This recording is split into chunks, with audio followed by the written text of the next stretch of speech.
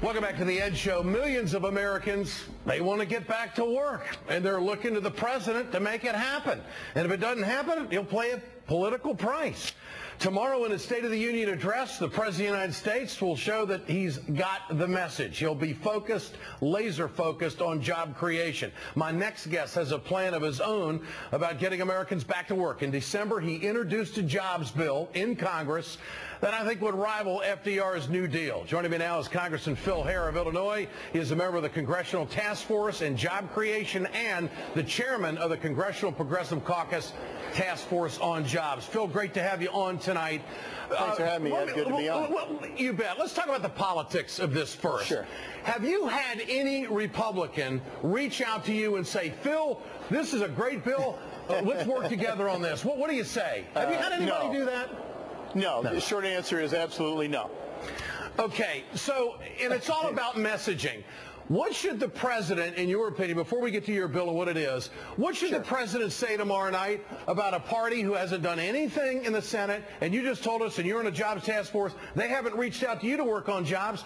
So what's the mission tomorrow night? What do you think? Well, I think the mission tomorrow night is to look in the camera as I'm looking and say, look, every 1%, if you want to reduce this deficit, Ed, and you're really serious about it, every 1% of unemployed people in this country is a $450 billion drain on the deficit. So you put 3% of people back to work, do the math.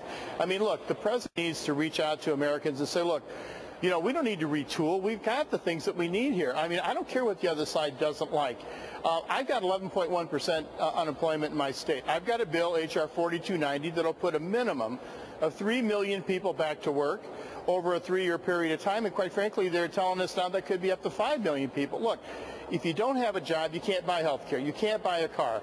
You can't put your kids through school. Ordinary people need to go back to work. If you look at what we did in the stimulus, we had over $10.6 billion in payroll went out, and the Treasury saved $295 million in unemployment checks they wouldn't have to spend. So look, what's the deal here? It's simple math. Put people to work, reduce the deficit, and move on. And if the other side wants to stand in the way, that's their problem, not ours. All right, let me play devil's advocate here. Let's look at the other side.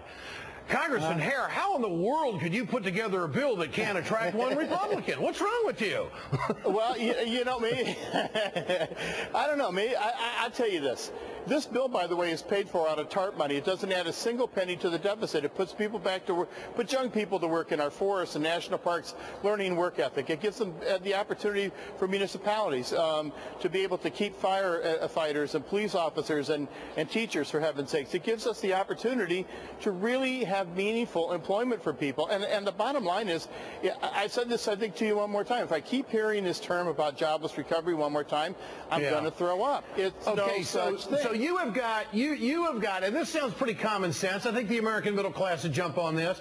You want TARP money for job creation. I do. I want them.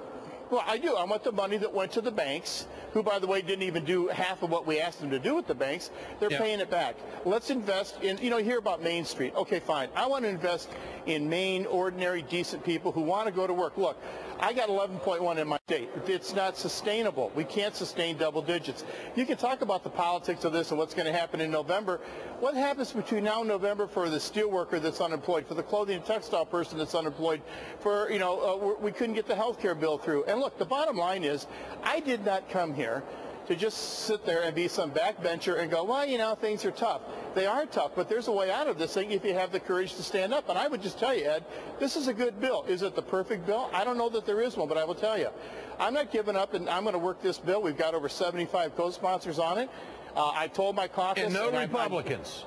And no Republicans, and I've asked, and we sent the letter out to every member of the House, and we don't have one yet, but I will tell you, look, we've got 218 in the House, and we need to get this bill through. The American people have got to understand that what we're trying to do is help them get back to work again. And the other side, if they want to sit there and fiddle while people are losing everything they've ever had, they pay the price in November, not us. But I don't even worry about that. I care about the price that people are paying when they lose their home every 30 seconds because of health care.